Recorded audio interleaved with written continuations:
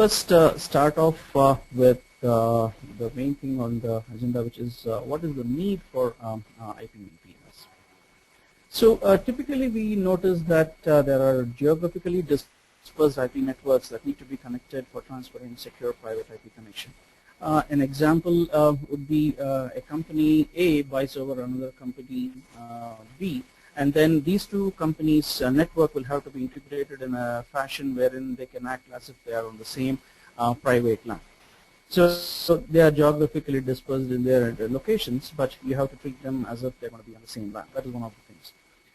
And then as companies have grown over the years, the customers have invariably found that it is much more cost effective to buy IP services from the service provider rather than manage everything on their own.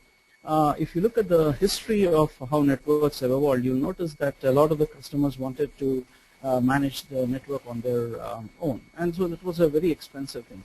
But now you can buy these services from the service providers, and they'll also ensure security. So it's a much better, it's a big cost advantage for both, right? And another motivation for using IPVPNs is the reuse of the service provider hardware.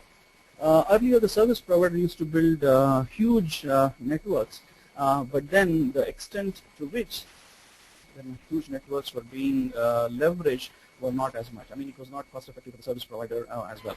We will see how in this particular IPVPN deployment scenario, the service providers are able to reuse a lot of their hardware.